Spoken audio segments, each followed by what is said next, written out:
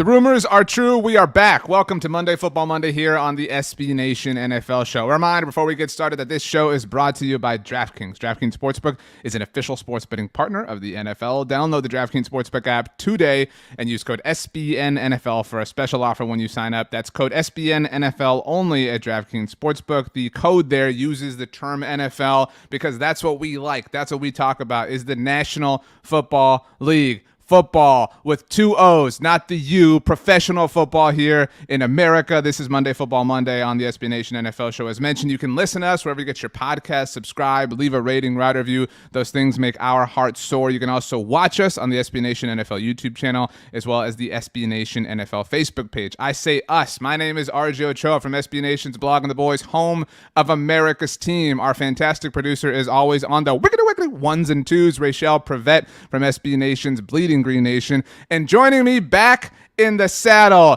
all the way from the concrete jungle where dreams are made of, from SB Nation's Arrowhead Pride, Pete Sweeney. Woo! Pete, good morning. Back. Hey, yeah, good to be back. Monday Football Monday.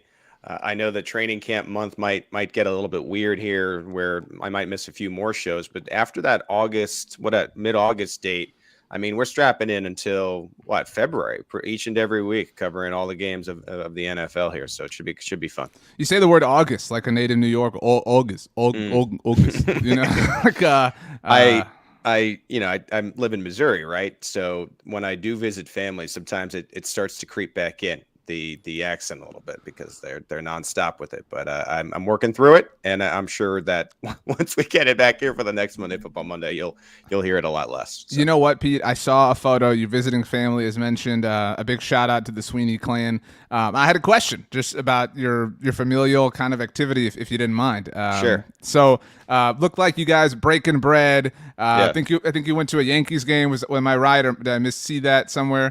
Went to Yankees Reds on Thursday. Tough scene. Nice L for the home team. Right. Yeah. Right. Yep. So, your latest photo, it was really sweet. You know, again, all the Sweeneys involved here. And you wrote something like, last time I'll see him till October, whatever, when the Yankee season will end, by the way, at the hands of the Houston Astros, of course. Right. Knock on them garbage cans, baby. Right. There was a Bud Light Lime on the table. So my question is that your drink of choice? Are you a Bud Light Lime fan? So I'll show you here. If you can see this, RJ, there's a picture of me and my mom. We were getting twisted yesterday. Look, it escalates, as right. you can see, and then there we are, just knocking down some twisted teas there. So okay, me and Mom, it's nice to see her before training camp starts, getting a little twisted for Sunday Fun Day. It was a nice day. Yeah, Pete went all the way home just to get his laundry done, just so everybody is clear. She's doing it downstairs right now. Ma, the laundry. Nice. Pete, I'm just gonna say right now, yeah. I'm humble enough to award you the MF double MVP ahead of time. All right, wow. Like I'm gonna give it to you now. It's the only time I think in the history of this show where somebody gets to kind of carry it throughout the show. So our MF double MVP today, assuming Rachel's all right with that, I do presume that to be the case, is Pete Sweeney. So an early congratulations to you. It's because of the mustache, isn't it?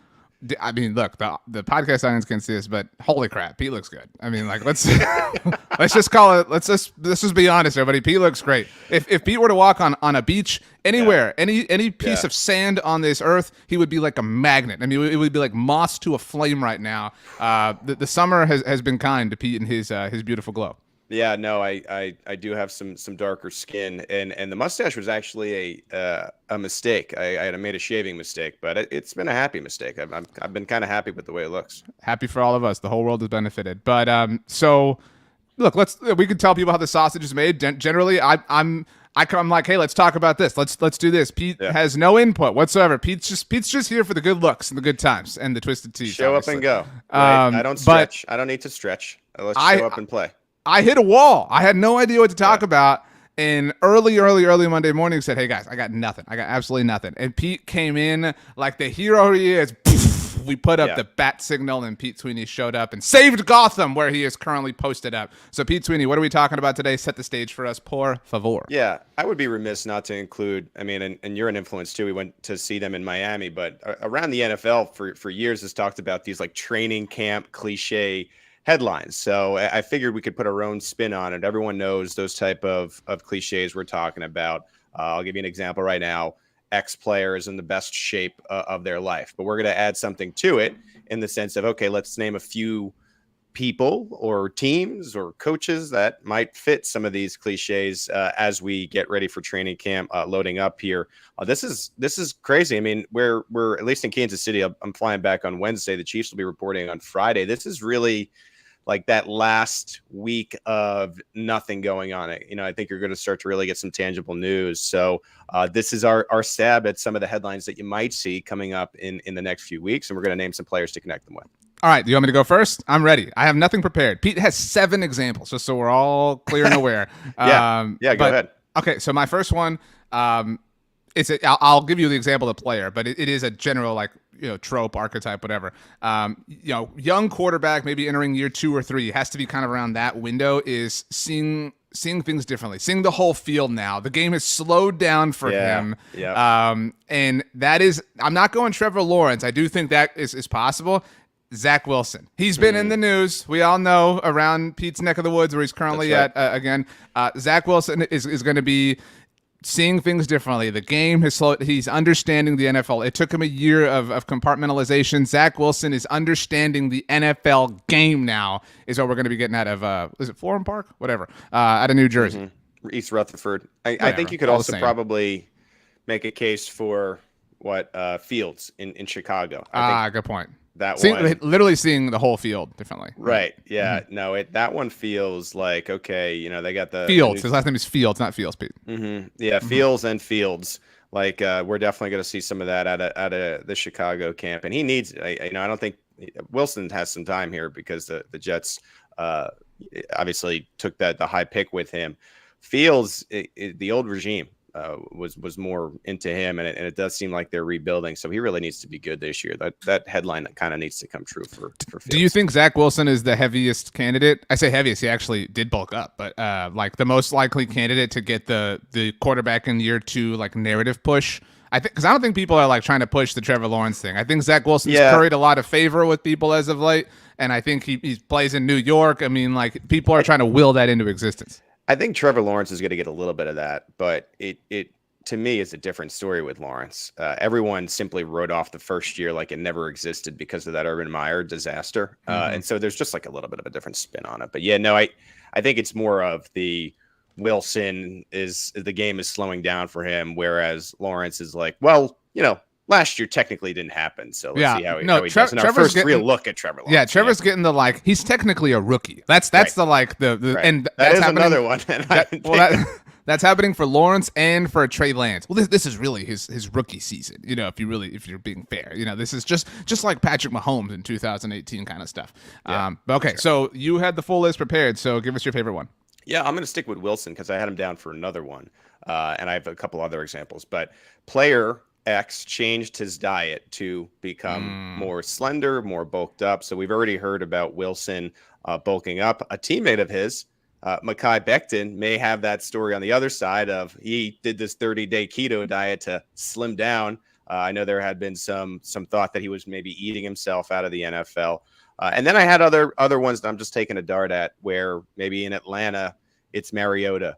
Maybe in Washington, it's Wentz. And then, of course, we always get in Tampa Bay the new variation to the TB12 method, as they say, of okay, what is Tom Brady doing in his 28th year to stay in shape and be ready and keep his mind sharp? The Brady one is evergreen, right? Obviously. Happens every time, yeah. And I think the Wentz one is good. Even the Mariota thing, not that he's had supreme issues staying healthy, but the Wentz one is it's generally somebody who's been fragile, somebody who hasn't been able to stay healthy, somebody who's been nicked up constantly, and it's oh no, I've gone through the proper protocols and procedures to ensure I'm going to be available. The quote will be my plan is to be available for every single game this season. The best ability is availability, and because Carson Wentz went on Whole 30. he's going to be there for all 17 games and maybe play a little bit better against the Jaguars this year. Man, I'm so down on the Colts. I can't. We're talking about the Commanders right now, but I know, but I know that you can't get the Colts out of your brain. I mean, it is a love to hate situation. They live there rent free. Okay, let's move on. I have another one. Generally, they play the Colts. Sorry, on a they sidebar. do. They play them on Sunday Night Football. So that's a big game. I've written a big check. Let's just say that. And I've asked one of the least dependable teams in the month of December to cash in on it, So we'll see. Will there be a victory polo Monday, that Monday Football Monday? We will see. All I'm saying is maybe look up for me some like crow recipes, like maybe some crow biscuits, something like that. I'm telling you right now, I think what I may have to do in advance of that game is get on Amazon and get myself a blue polo just in case it goes the other way. The Cowboys play on Amazon actually a week after that, or a few weeks after that. So should have got it on Prime Day. Didn't think of it in time. Anyway, so this next archetype is a little bit more rare, but it's like coach that has been reinvigorated, like change of scenery, right? Like it feels just like the beginning. Feels like the first day of school. We're gonna get that line so often in the next 10 or so days. Doug Peterson. It feels so good. It feels amazing. It feels like the first day in Philadelphia. And then it will turn in like that Doug Peterson stuff will turn into the successes from Philadelphia. Oh, this like that's a separate trope. So I guess I'm kind of doing a 2-for-1 thing, but like it'll be this feels just like it did in 2017. Really? I think you're seeing that a lot with Daboll in New York, and I also think you're getting a little bit of that in Houston with Lovie Smith and happy-go-lucky, still calling the defense. Check out this super awesome white beard. The witch is dead, so to speak, in getting that poison out of your organization. And it, in a weird way, it does feel like it has shifted from Watson and I think right by an extension, JJ Watt to Lovie Smith being really the face, quite literally, of that franchise. That Santa look that he's got going on. Well, Doug Peterson, I can't wait. There's going to be some sort of like training camp, like exercise, or the silver fox does look good in that teal visor. That thing is he sharp. Looks sick, dude. I tell you what. Dougie P, just handsome guy, but he's competing with you. You know what I mean? Like I know you don't have the silver streak going on, but someday. But anyway, my mom was quick to tell me in this visit home again before the season starts that I am getting some white hairs popping up. So salt and pepper may be coming. Sooner rather than later. RJ, you know what they say: if you pluck one, 7 grow back. So be careful. That's all I'll say. But like Doug dwarf situation. We're gonna get the Doug. Oh yeah, this just feels the first day of school. Feels so young. Feels just like brand new. Blah blah. Invigoration. Blah blah. So that is coming for Doug Peterson. I think Brian Daboll is a good one. Brian Daboll, and incidentally, this was Joe Judge. I think is going to give us the coach involved in a practice moment. Offensive coordinator Joe Judge. Yes. Yeah, but remember again, I think it was Joe Judge who fielded a punt or recovered up, what I'm talking about? And there was all this rawness happening. That's going to be, we're going to get a clip of Brian Daboll running a route or something for Daniel Jones, and it's going to be ooh, whoa, he's super hands on, blah blah. So that's coming in for Brian Daboll. Yeah, I'm there with you. I think these are good examples. All right, I'm gonna take over now. And again, I sort of a cousin of what you're saying, but I think new staff is making a significant impact on quarterback X. And we already talked about Daniel Jones, so we don't have to talk about him again. How about Mike McDaniel and suddenly turning into a serviceable quarterback and trying to win games in Miami? I also think Kevin O'Connell doing something with Kirk Cousins besides him being the most average to slightly above average quarterback in the league. So I think O'Connell in Minnesota on Cousins, and then another one for me is McDaniel on Tua in Miami. I think you are missing a great one, and not to relitigate the situation, but Matt Ryan. We're gonna get that one. The Frank. You're Frank already is so hearing great. that about Matt Ryan. I know it's gonna be Frank Reich, blah blah blah, this and that. But Mike McDaniel, he is, and this is sort of a new age class of tropes or cliches or whatever. Yeah. Like we've already gotten the like, well, peep Coach McDaniel's shoe game. You know what I mean? Like Sure. McDaniel's going to have some sort of like. There was the McVay pool scene in Hard Knocks. Right. McDaniel's going to have some sort of like young hip like connection or moment, or like they're going to be like, yeah, Coach McDaniel picks the music for practice and like blah blah or whatever. We're gonna and maybe he shouts out some like particular artist and then the artist tweets about it. It's like we're getting the Mike McDaniel glow up. Nobody is getting the glow up like Mike McDaniel, which leads me, Pete, to say that I think Sean McVay is jealous. Sean McVay can't handle this. He's what? I'm not the young guy. I'm not the dude who everybody's like talking about being young. We're gonna get some sort of Sean McVay moment to really highlight.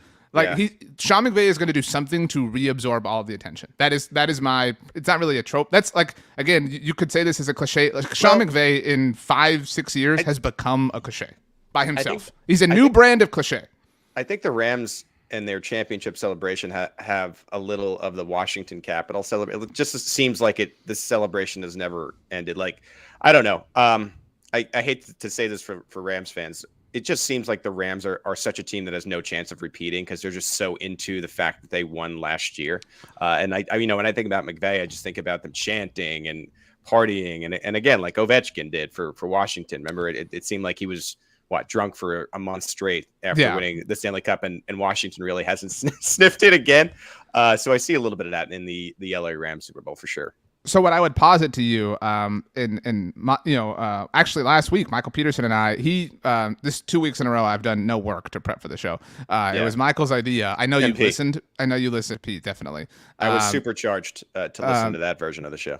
That it was his idea to talk about things that we wish did or did not happen type stuff throughout the NFL. And one of the things that I had said was, and I don't hate the Rams, but that's kind of the thing. Like, does anybody hate the Rams? Like, and my take was like, I wish the Rams hadn't won the Super Bowl because it's so not interesting. Like, there's no juice to that idea at all. And to your point, I think the Rams have been trying to convince us all or reconvince us all that they won the Super Bowl because nobody cares. People are so apathetic to the fact that they won the Super Bowl that it's just like whatever.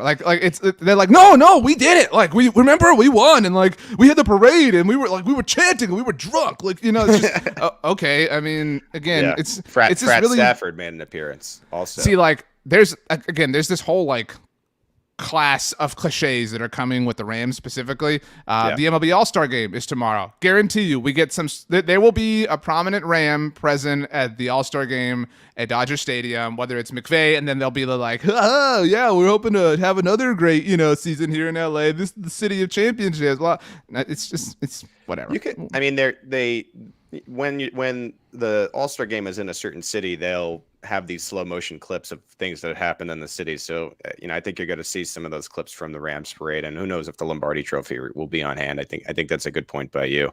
I do want to say a quick point about McDaniel that I thought another good positive about the mustache is McDaniel and I have very much the same look. And so that changes my look a little bit to look less like McDaniel, maybe less with the white glasses. When I have my black frames, we have a really close look to each other, and he doesn't have the mustache, so that does differentiate each other, which I think is good. I'm gonna go back to McDaniel, so we're gonna get the new coach. Doesn't have to be first time head coach, but coach in a new setting, new environment, whatever. Sure. Who's doing something to empathize with their players, and McDaniel already kind of did this. I don't know if you saw this story during OTAs. Did you see, we talked about his shoe game, but did you see what Mike McDaniel was wearing as far as his articles of clothing throughout OTAs? I have not been on this, no. Okay, so I think I might have seen this on the Dolphins subreddit. He was wearing a long sleeve shirt, although I think it was dry fit, so there is some sort of breathable aspect to it, but still it's a long sleeve shirt. Yeah. And again, this might have been the Reddit user or wherever I saw this making this up, but again, the takes are floating is my point. Sure. This take was that Mike McDaniel, and I actually think he said this, I'm about to look while you speak, that he wore a long sleeve to be able to identify with how his players were feeling in the elements, right? Because the point is if Mike McDaniel's walking around in shorts and a t-shirt, right, he's breathing comfortably. He's not feeling the attrition of the elements. He wants to be as hot temperature wise, right? So that not hot temperature wise as his players, right? So that he can kind of again empathize and feel and be okay, well this must suck. I like that he's devoting his blood, sweat, and tears to to the Miami Dolphin organization. I mean, it is hot down there right now. It is. It's not cool. It's balmy, if you will. I'm just making just to be fair here. I did not make this up. This is an article from USA Today.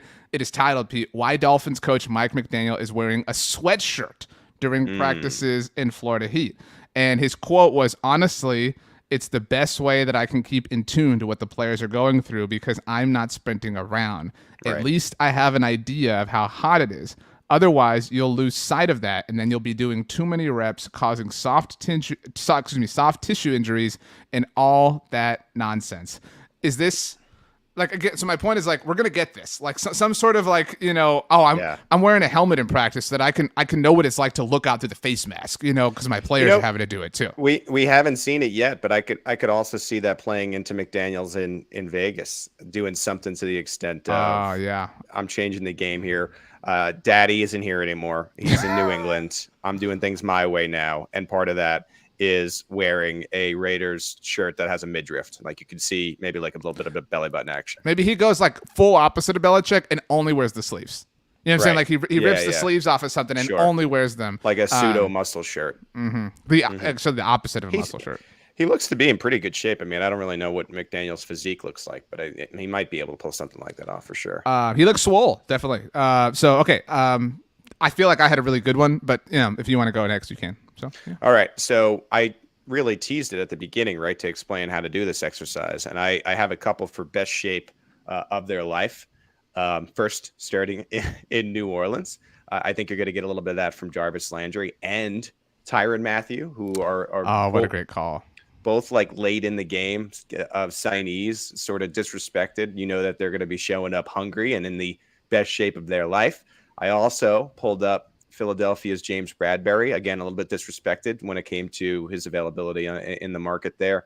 And then Baltimore, Justin Houston, and Cleveland's Jadeveon Clowney. And Clowney seems to get this, every year. I mean, it's an annual thing of Clowney being in the best shape of his life. But so just to review, RJ, you can comment on it. New Orleans, Jarvis Landry and Tyrann Mathieu. Philly, James Bradbury. Baltimore's Justin Houston. And, of course, the king of best shape of his life, Jadeveon Clowney. You left off an important one. I think a really easy piece of low-hanging fruit. Sometimes the lowest hanging fruit is the sweetest. J.J. Watt. God. There is something coming with J.J. in this area. He's a little bit of that rehab headline too. Like, he is hungrier than ever. Finally, as healthy as he's been in a long time. Has not felt this healthy in a while. J.J. Watt and the Cardinals trying to do it there. So that springboards me into my next one. Not to completely dismiss yours, but sure. So every year it feels like most people are very wise and astute and don't want to say something ridiculous, right? They don't want to guarantee, they don't want to promise. You look at what Miles Sanders said a few weeks ago, you can kind of blow up in your face. But every now and then there are situations that kind of deem for somebody to be okay, enough. I'm sick of the negative headlines. I'm just going to come out and make a proclamation because I'm feeling bold enough. I'm angry enough, whatever. So I have two candidates that are for person, player, whatever, that is going to come out and sort of overcompensate with a comment to kind of balance this fear, so to speak. One of them is Lamar Jackson, but I think Lamar is too wise for that. I don't think Lamar's going to come out and be I'm going to win MVP again, this and that, whatever. The prime candidate, I think, for this, speaking of Amazon Prime, Kyler Murray. I think we're gonna get some Kyler in a. Can't you just see it in the press conference, outside the facility, Arizona sun beating on him in his shorts and t-shirt, just I'm coming for it all this year. So the thing I like about you, RJ, is you hate groupthink. You hate when a headline takes off and then all of a sudden everybody believes it just to believe it. I think Kyler has gotten a lot of that this offseason leading into the season, right? So I am one of those believers, and I'm quote unquote following the sheep. I think the Cardinals and Kyler are going to fall off, and someone's. I to be fair, I'm with you. I'm just predicting the yin and yang of it all. However, though, it's gotten to be such a groupthink storyline. Now I'm starting to think is he just going to look like an MVP again, like we saw for a few of those games at the beginning of his career, and really shock the world in a way? Because it's such an assumption that the Cardinals are falling off the face of the earth this year. See, like, that's sort of the spirit of the quote I'm envisioning what we get. Like, I think we're gonna get like, and it may not be Kyler, like it may JJ like as the Kyler proxy, like, you know what I mean, like speaking on behalf of him. But we're gonna get some version of a quote, like, you know, people forget, like, because I don't know if you remember this. I remember it was like an NFL Films quote from last season. I don't know what Cardinals game it was, but JJ Watt was talking to somebody on the sideline. It was like, everybody says it's because of this, it's because of that. Maybe it's just because we're better. Okay, cool, JJ, that really worked out for you. But so my point is, somebody's going to say, maybe it's even Cliff or Steve Keim or Michael Bidwell, somebody's going to say some version of, you know, we were the last undefeated team in the NFL last season for a reason, and we're planning on taking that all the way through to the Super Bowl this year. And then then the headline is like, Cardinals guarantee undefeated season. Like, that's I'm telling you, they cannot help themselves. It's still a tough division. That's part of the problem too. I mean, everyone's excited about the AFC West, and maybe take the Seahawks out of it to some extent. But who knows? I mean, everyone has been saying for the longest time, let Russ cook. I mean, now there's no Russ. Whoa. Maybe the Seahawks will be better when they don't have to feel like that. People are saying throw the ball. I mean, now that you're dealing with Geno and Drew Lock potentially, maybe it'll be a different type of. That would be so funny if the Seahawks like lined up with a more successful season than the Broncos. Just like a really boring team who wins 10-7 games en route to an 11-6 NFC West title. Yes, that would be very fun for me. I love that. Okay, you're next one, Pete. All right, this one is one you see every year, and you'll start to see it at the beginning of next week. And I'll probably be writing this headline, but the chemistry is just off the charts between quarterback X and wide receiver X. There has not been more chemistry, and I have a few down here. I think you're definitely going to see it in Vegas with Derek Carr and Devontae Adams, throwing it back to the days of Fresno State. We know, and this is my only Chiefs mention of the podcast, so everyone relax, but I think you'll definitely see it in Kansas City with Mahomes and Marquez Valdez-Scantling and Juju. And then the trade that led to that, Tua and Tyreek, and then with Jalen Hurts and A.J. Brown, I think you get that a lot. I think you're going to see a lot of this. Man, these guys are in sync. These receivers who have never played with these quarterbacks, they look so damn good in these shorts and in the sun. I think you're leaving off a really, again, huge piece of low-hanging fruit. I actually think Mahomes, Marquez Valdez-Scantling, I would say it's probably Sky Moore. Like, I think that's where we get the spicy Mahomes quote. Like, some like hero. I don't think Mahomes actually put out a video of him and Sky together on his personal account and said the sky's the limit. Yeah, he's already said it. I anticipate some version of and I don't think Mahomes is gonna make a bad bed to have to lie in the way I think other people will, but it'll be some version of it feels like he reminds me of Tyreek. Like, there will be some kind of ish to that. But the lowest hanging fruit is in this realm, chemistry, the impact, whatever, new players making the culture change, whatever. Baker in Carolina, man, this guy comes in, he's immediately from day one, he's upped the intensity and wow, he's already bonded with whatever. He's handing that ball off to Christian McCaffrey so great, he's just whoa, that's, you missed it, Pete. Again, 0 for 2. RJ, don't forget, we got to be looking at that chemistry between Amari Cooper and Brissett. I mean, I think that's a big one, right? You're going to be watching that with a magnifying glass, I'm sure. That's a great point. Wow. The Jalen Hurts, AJ Brown thing. We're also one of those is going to give us the AJ Brown, Devontae Smith buddy relationship. You know what I mean? The way we got AJ Brown, Julio last year. We're going to get one of those that's ooh, best whoa. Friends. Yeah. They're best friends now. I think you're seeing that with Tua and Tyreek. Tyreek has been just the Tua over supporter this offseason. I respect that. I love how he's riding or dying for him. I think that's I mean, if you talk about the original ride or die, I mean, who are we talking about? We're talking about T.O. and we're talking about that's my quarterback. I was actually about to bring that up. I've never understood how he gets crap for that. People but people that. The people's biggest criticism of T.O. is he was a locker room cancer. He hated his team. He destroyed his teams.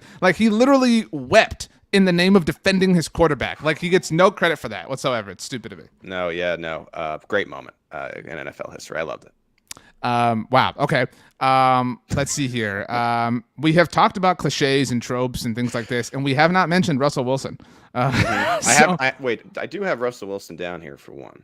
Okay. Well, what is your Russell Wilson trope that you foresee coming? So it's a little bit less about Wilson, but I put this one, all of a sudden you're going to be like, watch out for team X. And it's got to be a team that has been like pretty bad for a while.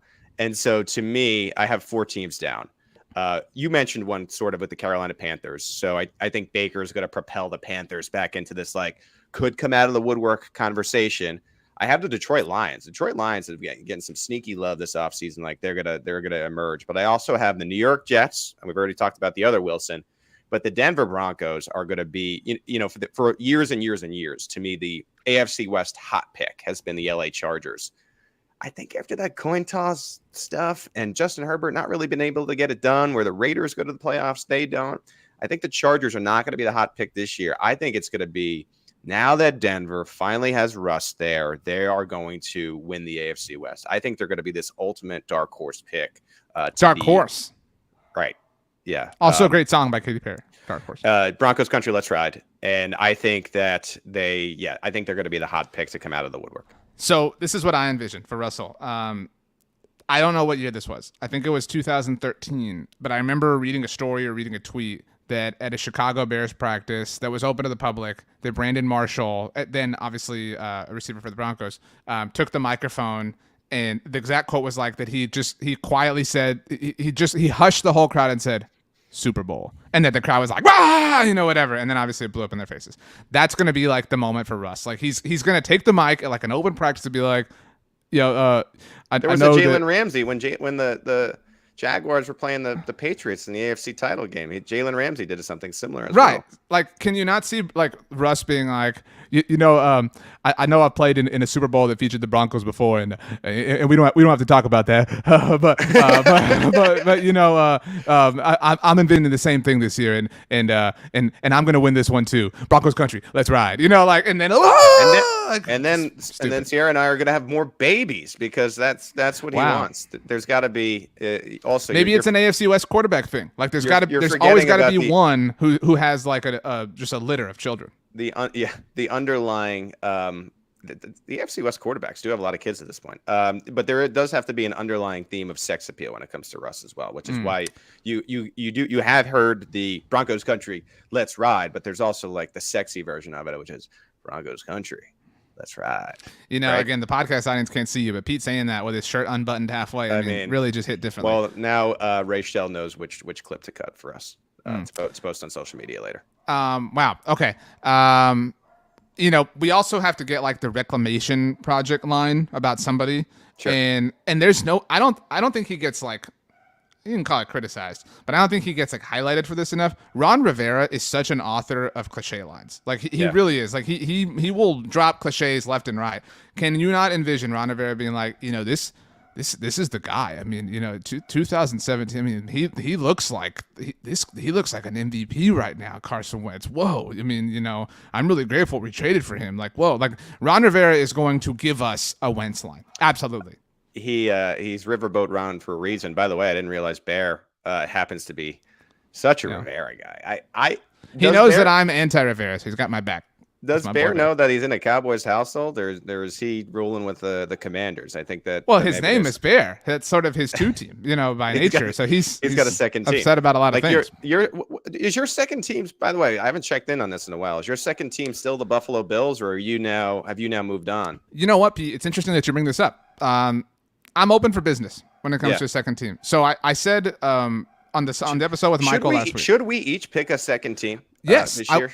I don't know if you're prepared to do that now, or at least think about it now while we're here. Yeah. As the mail truck passes by. But to set this point up, I said last week with Michael, among the things that I wish had not happened, that I wish the Bills had not whined and complained and gotten their way about the overtime rule change. That like, I love their team so much. I love their roster. I love Josh Allen. I love their uniforms. I love their culture. I love Bills Mafia. I love it all. But it's so difficult for me to look past that. And I know that it's not their fault. We addressed this on the look ahead. I know it's kind of like the football media machine that has kind of made the Bills into this like darling, but I'm kind of out. Like I can't really root for a team that is like playing this like victim card to some sort of degree. So I do need a 2-team. Yeah, no, it's funny. I'm trying to think back because I think 2 seasons ago when we started this show, I definitely had a clear second team. That was Alex's WFT. You had a lot of 2 teams in 2000. I had less of a second team last year, but to be fair, I don't think this is a great reflection of what ended up happening at Arrowhead Pride, but I kind of liked the Bengals last year. I wasn't in on them enough to call. Well, that was your other two team in 2020 was the Bengals. Yeah, I liked the Bengals in 20. I did. I liked WFT and the Bengals, and maybe I was a year early on Cincinnati. But so here's my proposition. Is We identify two teams with one another, but my second team has to be in the AFC and yours has to be in the NFC to like counterbalance each other, obviously, because Cowboys Chiefs. So that gives me an NFC and AFC team, and you an NFC and AFC team. Your NFC team cannot be the team you grew up rooting for, which is the New York Giants. Yeah, maybe it would be. I don't know. I'm already sort of between three, and I'm looking at them. I think I like I talked about. I love the idea of Seattle being so boring and just really having like bad television, but still winning and somehow winning that division. Carolina, the Baker Carolina team is interesting. I watched Marcus Mariota at Arrowhead Stadium throw a pass to himself. So Atlanta is interesting there. And something tells me the O'Connell, Kirk Cousins Vikings might be. I've been screaming that's going to be a great team. If I had a two-team in the NFC, it'd be them. I don't think I could wrap my head around my team being a Kirk Cousins-led team. That would be hard for me. So it's probably going to be one of the other three. Hear me out. So for me, on the AFC side of things, as we've sort of pivoted into this subject, it can't be the Bills. I want it to be, but I just can't. I mean, and I'm not like. It goes back to that point I was talking about you earlier, my man. The Bills are just too hot. You don't want to be a sheep. You saying I'm a hipster? Give me your glasses. Let me do this. Yeah. Here, let me take these off. You want to be RJ. There you go. You want to be in that underground basement. Like you want to hear Dashboard Confessional when there's 7 people there before they're selling out stadiums. Vindicated. Yeah, you want to be selfish, vindicated. I'm wrong. You want to be selfish. You want to be right. That's the type of team that you're looking for. Okay, so it's not going to be the Colts for obvious reasons, like their fraudulent nature and whatnot. It's not going to be the Chargers because miss me with it. Like I'm, whatever. Sure. Out of loyalty, it's not going to be the Broncos or the Raiders. Although I do like the Raiders' history, love the uniforms, obviously. Just win, baby. Whatever. But now that I'm looking at it, it's obviously not going to be the Browns. I would love to. The Browns would be the last of last team. I would say if I had to pick it out of the AFC, I would have all 3 AFC West teams before the Cleveland Browns. Obviously, I have every AFC team ahead of the Cleveland Browns. And I would have loved, honestly, to have chosen the Texans and gone like full like Texas foreverness. But like the settlement last week, like yuck. Clearly not like that great of an organization. A little bit of that favor in that whole situation for sure. Again, I would love to pick the Jaguars too, but that's been a little bit too vogue too many times. Like I'm not going down that path. I tell you what, the official 2 team of our show here on Monday Football Monday, the Baltimore Ravens. I've gone to bat for these dudes. I've been at this party for a long time. I'm the only person here on the SB Nation NFL show that has given Lamar Jackson his credit. The Oddcast hates him. All right. I love the Baltimore Ravens. And so it's for that reason that I posit to you that you should go with the Minnesota Vikings. We can be the purple people. All right. You go Vikings. I go Ravens. We have all the purple in the NFL covered. I've already decided. I mean, I just heard it in my own voice talking. It's got to be the boring Hawks. I'm going with the boring Hawks. We're birds. We're just birding it up. We're birding it up. Okay. Yeah, the Hawks are my official second team. I might be staring a 5-12 record in the face, but I don't care. It's going to be fun to have a second team, and let's go Hawks. Go Hawks! Right now, I can say that because that's not being said. It's free. Anymore. It's available. Certainly. It's free. Yeah. Wow. Shout out to me. I've never seen The Wire, but Baltimore Ravens. I love you all.